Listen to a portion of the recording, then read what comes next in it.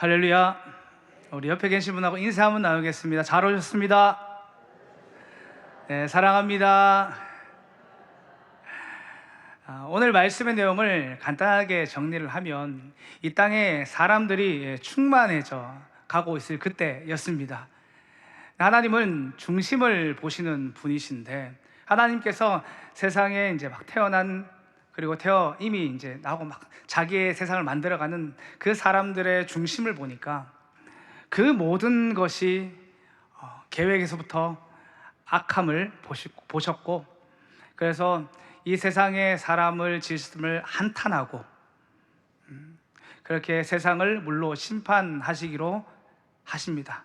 그때 하나님 앞에서 은혜를 입은 사람이 있는데 그것이 바로 노아와 그의 가족입니다. 그리고 하나님은 약속한 대로 노아가 600살 되던 그때에 이제 물로 세상을 심판합니다. 그것이 이제 오늘 말씀의 간략한 내용입니다. 저는 오늘 이 말씀을 가지고 세상을 사는 지혜라는 제목으로 말씀을 전하려고 합니다. 우리가 세상을 살아갈 때에 반드시 지혜가 필요한데, 이 지혜는 어떤 지혜인가 하면 하나님으로부터 공급되어지는 그런 지혜를 이야기하는 겁니다. 그런데 우리에게 왜 이 하나님의 지혜가 필요할까 돌아보면, 하나님은 노아를 그 죄악된 세상에서 구별해 내셨듯이 우리도 이 죄악된 세상에서 구별해서 예수 믿게 하셨고, 그리고 여기서 끝나는 것이 아니라 우리를 다시 세상으로 보내십니다. 하나님께서 우리를 세상으로 보내실 때 그냥 보내셨겠습니까? 하나님께서 하고자 하는 일이 있으신 겁니다. 우린 그걸 사명이라고 합니다. 우리가 이 사명을 알고 있지만, 내가 정말 이 땅에서 열심히 주를 위해 살아보신 분은 아시겠지만 내 마음을 지키는 것도 힘듭니다. 근데 거기에 하나님께서 주신 사명까지 감당하려고 하니까 때로는 너무 벅차다, 그만하고 싶다, 어렵다, 이런 마음들이 불쑥 드는 것 같습니다. 근데 우리가 그런 세상에서 어떻게 사명 감당하고 승리하는 삶을 살 수 있겠습니까? 그것은 하나님께서 공급해 주시는 지혜 말고는 답이 없는 겁니다. 이 지혜라는 것은 그냥 일반적으로 무엇을 이야기하는가 하면 세상의 이치를 우리가 아는 걸 얘기합니다. 근데 이 이치는 우리가 세상을 관찰만 해도 어느 정도 알 수 있습니다. 그래서 우리가 아는 공자나 맹자나 이런 사람들도 그 사람들의 책을 보고 들어보면 꽤 좋은 말들을 많이 합니다. 그런데 그 지혜들이 이 세상을 만드신 하나님의 지혜보다 높을 수 있을까요? 뛰어날 수 있을까요? 그럴 수 없는 겁니다. 왜냐하면 우리 하나님은 이 세상을 만드신 분이시거든요. 그 만드신 분이 우리에게 지혜를 준다면 우리는 사실 세상의 그 어떤 말에도 이제 귀를 좀 덜 기울일 수도 있겠다, 그렇게 내 마음도 지킬 수 있고 또 하나님 앞에 기꺼이 내 삶을 드리는 삶도 될 수 있겠다 하는 그런 마음이 듭니다. 그러니까 하나님의 지혜를 가지면 이게 우리에게 왜 좋은가 말씀드린다면, 그냥 단순히 몰랐던 것을 아는 것이 아닙니다. 더 이상 세상의 말에 내가 휘둘리지 않으니까 내 마음을 지킬 수 있게 되고, 그리고 그 마지막에는 내가 정말 하나님 앞에 내 삶을 드릴 수 있을까 하는 그 고민들이 사라지고, 이제는 주를 위해 기꺼이 한번 살아보자, 그런 삶으로 나아갈 수 있기 때문에 이 지혜가 굉장히 중요한 겁니다. 그래서 오늘 말씀을 통해서 모든 지혜를 말할 수 없지만 오늘 말씀에 나오는 것들을 좀 살펴보려고 합니다.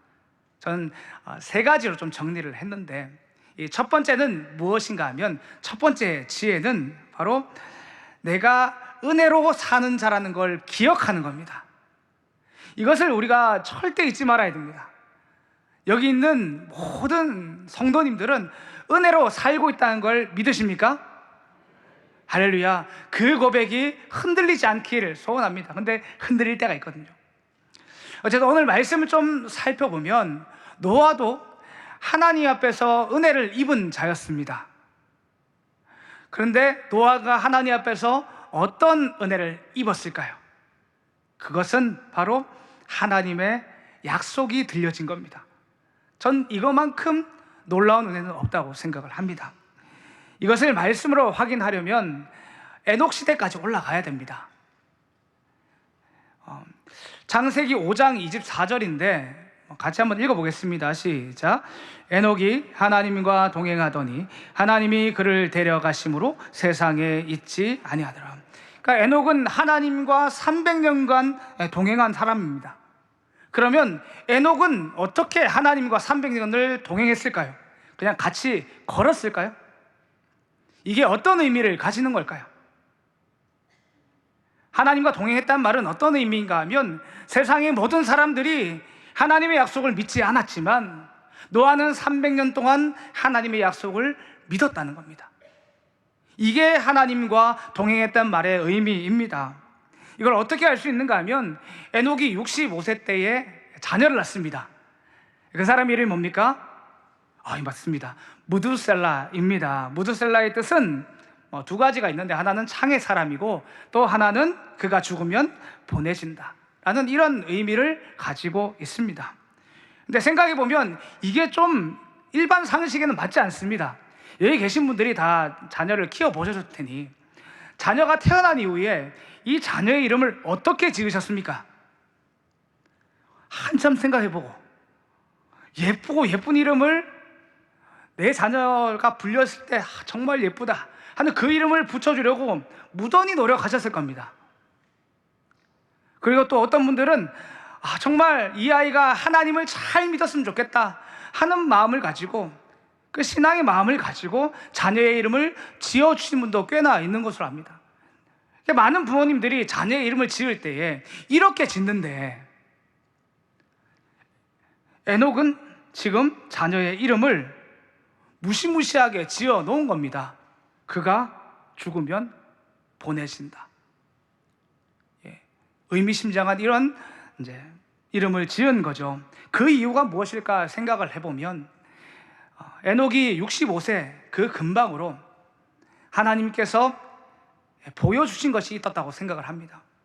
하나님께서 세상의 죄악된 모습을 에녹에게 보여주셨고 그리고 이 세상을 물로 심판하실 것을 보여주신 겁니다.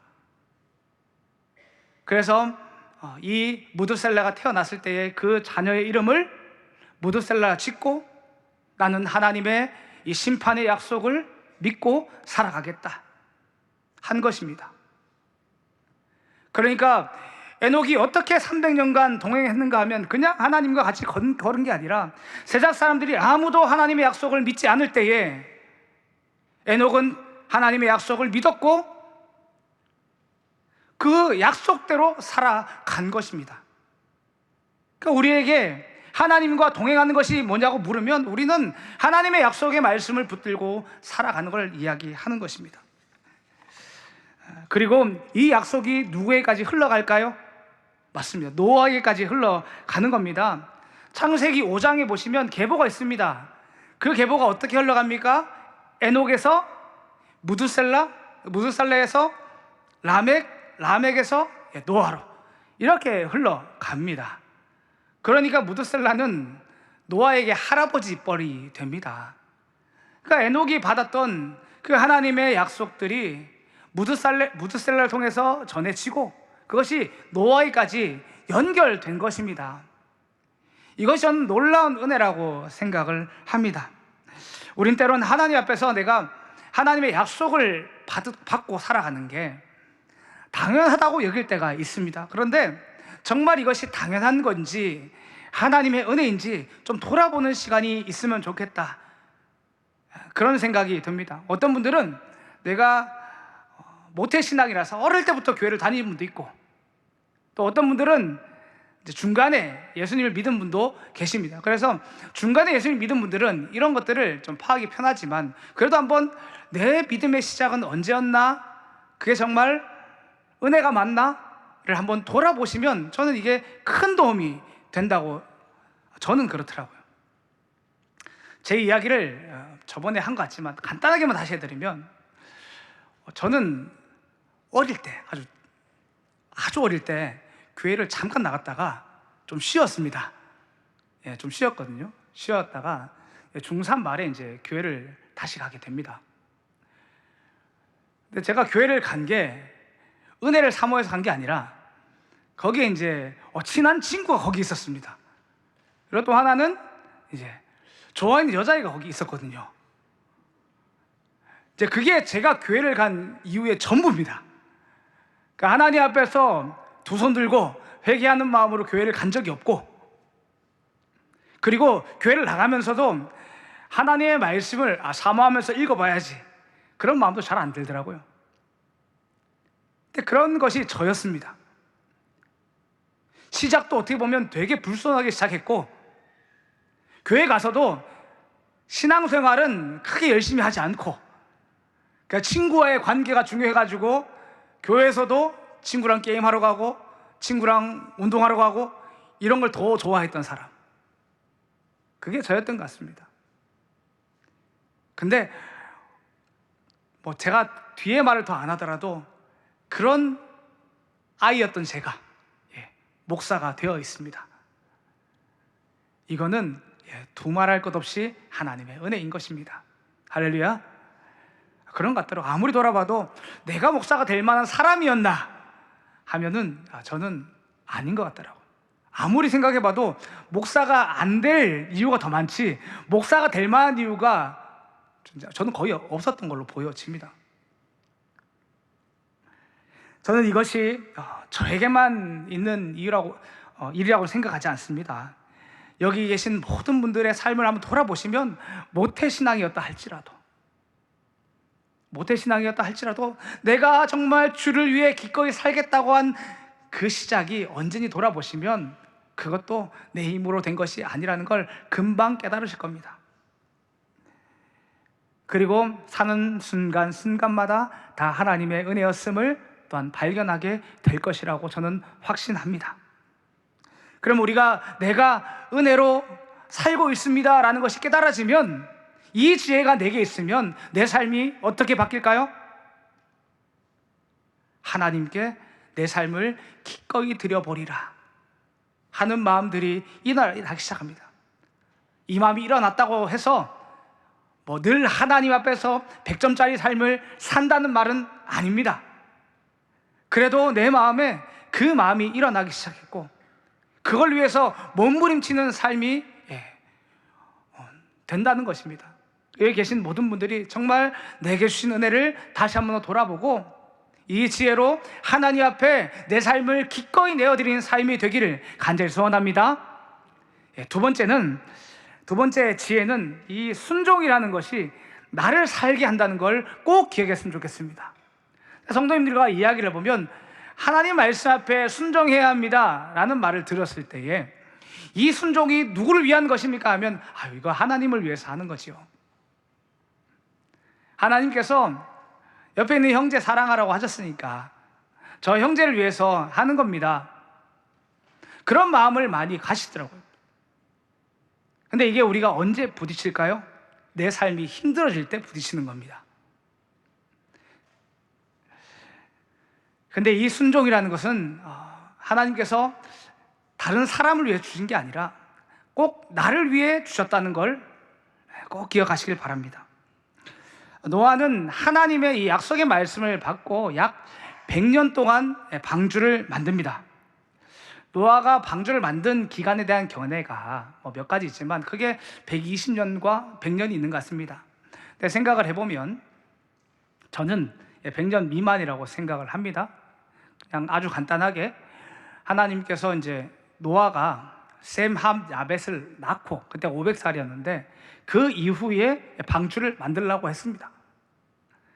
그렇기 때문에 저는 이제 100년 미만, 왜냐면 600살에 이제 노아홍수가 일어나니까 100년 미만이라고 생각을 합니다. 근데 우리가 노아가 방주를 만든 기간이 뭐 120년이든 100년이든 하나님의 심판이 바로 앞에서 보이지 않는데 끝까지 방주를 만들며 말씀에 순종하는 것은 전 정말 어려운 일이라고 생각을 합니다. 그리고 생각해 보면 누가 노아가 방주를 만들 때 칭찬을 했겠습니까? 뭔가 방주를 만들 때 잘하고 있습니다 집사님 이렇게 하면서 막 누가 격려를 해주고 이래야 되는데 노아에게는 칭찬을 해주는 사람이 아무도 없었을 거로 저는 생각이 되어집니다. 근데 우리가 이게 남의 이야기라서 그렇지 내 이야기라고 생각을 하고 정말 아무런 칭찬이 없으면 정말 주님만 알아주시면 내가 지금 하고 있는 그 사역 잘 감당할 수 있으십니까? 저는 이 질문을 저한테 해봤습니다. 근데 이게 쉬운 질문이 아니더라고요. 쉬운 질문이 아닙니다. 그리고 이제 제가 많이 겪었던 일을 하나 말씀드리면 세상 말고 교회에서도 상처받는 일이 있습니다. 상처받는 일들이 있는데 그 일이 어떤 일인가 제가 많이 들어봤습니다. 들어보면 대부분 저분이 정말 고의적으로 나를 넘어뜨리려고 한 경우는 거의 없습니다. 대부분은 말 실수입니다. 보통은 행동도 잘 안 합니다. 말 실수입니다. 근데 그 말 때문에 왜 저분 저렇게 말해 하다가 마음에 콕 이제 쌓아두시다가 이제 그게 다 연말에 터지더라고요. 연말에 가만히 계시다가 갑자기 목사님 저 이제 교사 못하겠습니다. 저는 이제 구역장 못하겠습니다. 저희는 순장이지만 그런 이야기들을 많이 들었습니다. 그런데 이걸 1년도 아니고 100년을 한다는 건 정말 어려운 일인 것 같더라고요. 그리고 노아는 칭찬만 안 들은 게 아니라 욕도 많이 들었을 것 같더라고요.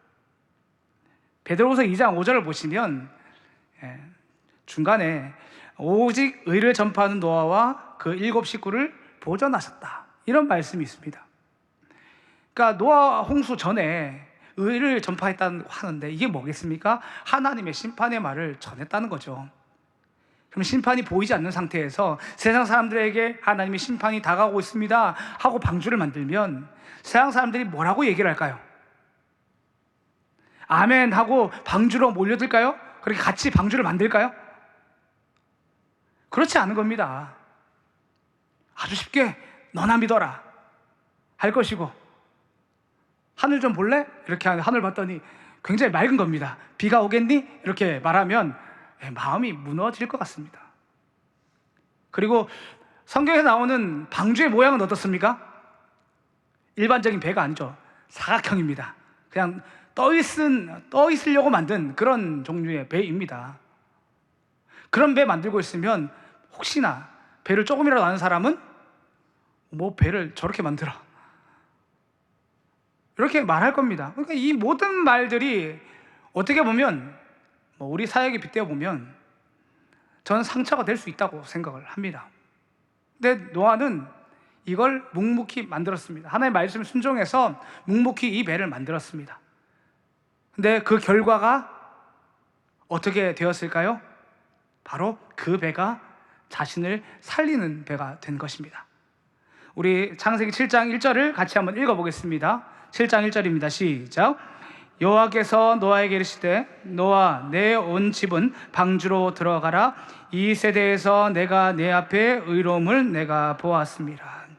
하나님께서 노아의 의로움을 봤다는 말은 다른 말이 아닙니다. 하나님께서 약속의 말씀을 주셨는데 그 말씀을 지키고 왔다는 겁니다. 물론 이것도 은혜로 된 거지만 그것을 하나님께서 의로움으로 본 것입니다.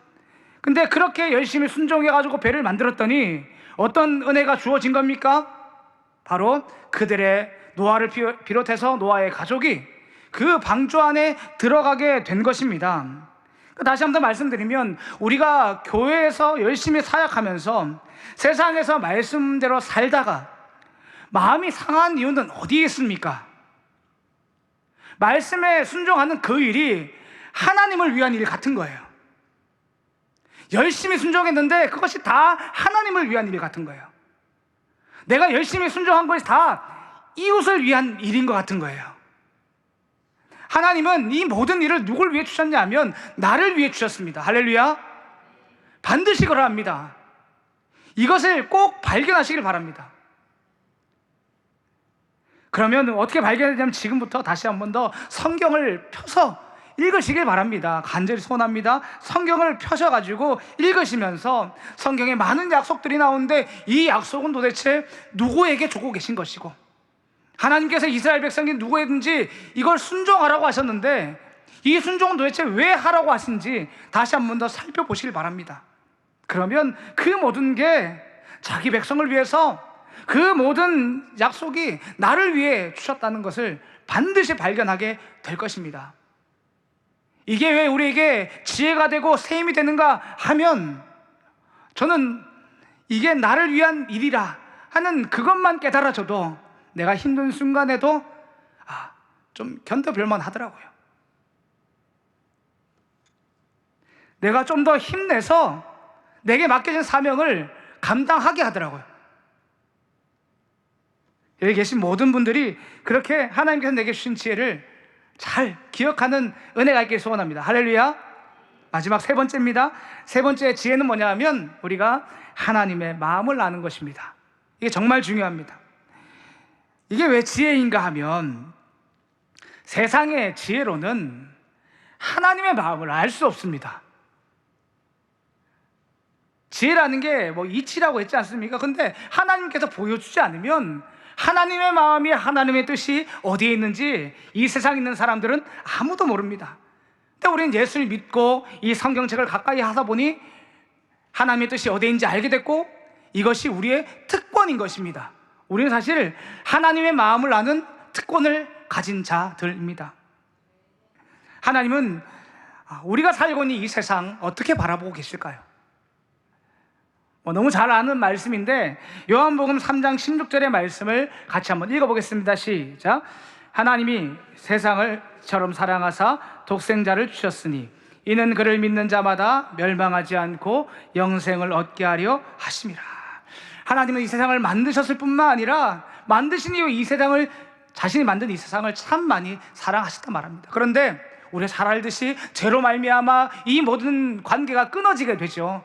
근데 하나님은 우리를 버리지 않으시고 우리를 살리시려고 예수님을 보내셨고, 그리고 그 예수님을 믿는 자마다 영생을 얻는 길들을 열어주셨습니다.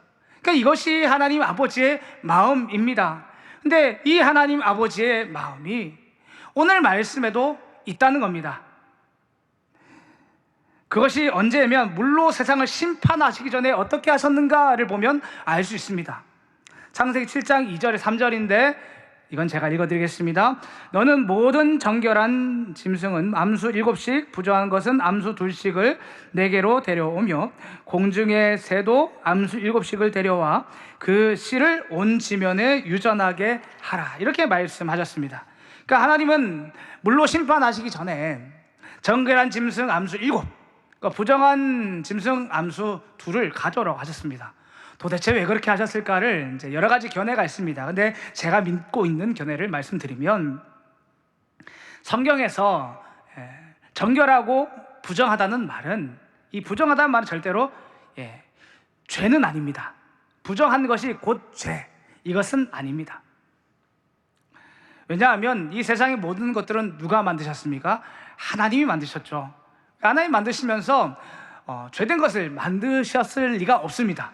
근데 우리에게 이제 정결한 것과 부정한 것을 구분시켜 주셨죠. 이거는 아주 쉽게 앞으로 제사드리라고, 정결한 짐승으로 제사하라고 이렇게 주신 겁니다. 근데 나중에 이스라엘 백성들이 정결한 것과 부정한 것을 구별하면서 무엇을 배우게 될까요? 하나님 앞에 전 순종을 배우게 된다고 생각을 합니다. 그러니까 저는 이것을 믿습니다. 하여튼 이건 좀 지나가고, 하나님의 마음이 어디 있는가 하면 4절에 있습니다. 4절 함께 볼까요? 4절 함께 읽어보겠습니다. 지금부터 7일이면 내가 40주야를 땅에 비를 내려 내가 지은 모든 생물 지면에서 쓸어버리리라.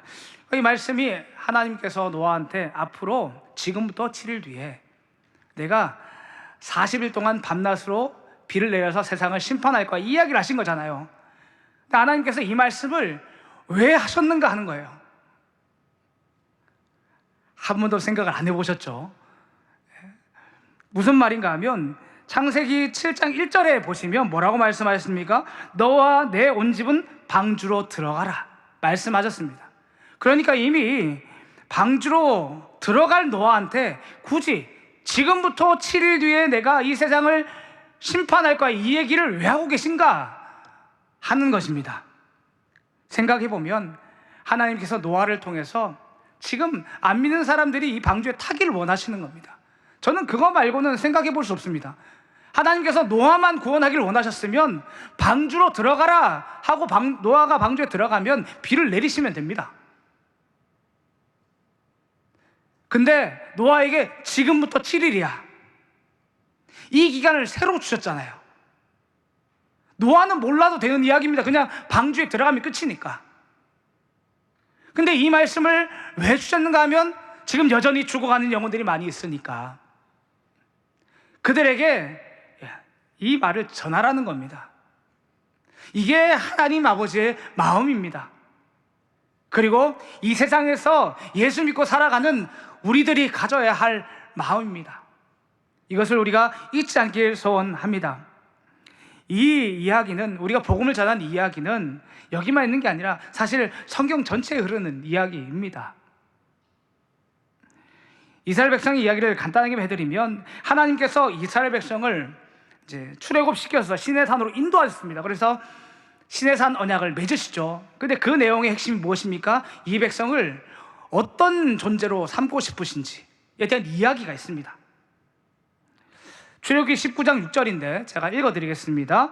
너희는 내게 대하여 제사장 나라가 되며 거룩한 백성이 되리라. 너는 이 말을 이스라엘 자손에게 전할지니라. 그러니까 하나님께서 이스라엘 백성에게 무엇을 원하셨냐 하면 제사장 나라가 되기를 원하셨습니다.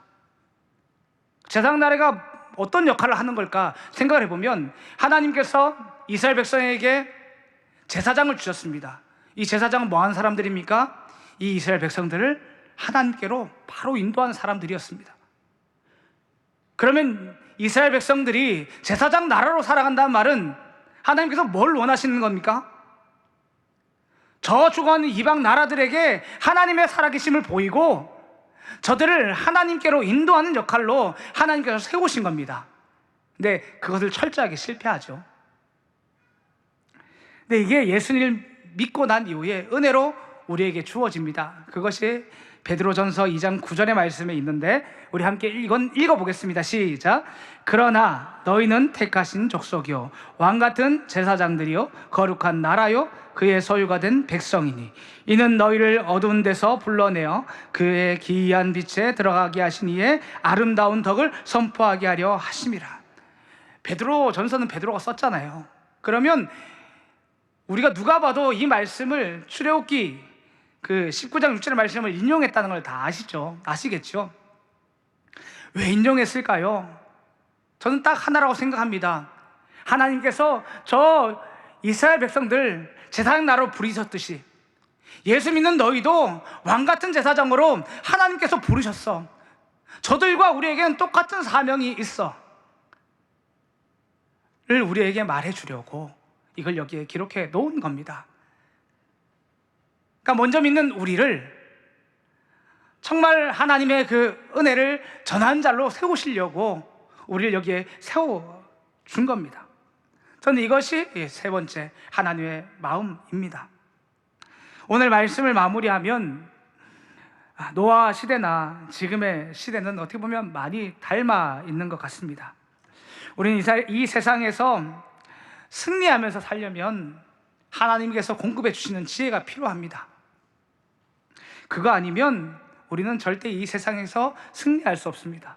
그리고 이 지혜는 다른 사람을 위해서가 아니라 내가 기꺼이 하나님께 내 삶을 드리기 위해 필요한 그런 지혜인 것입니다.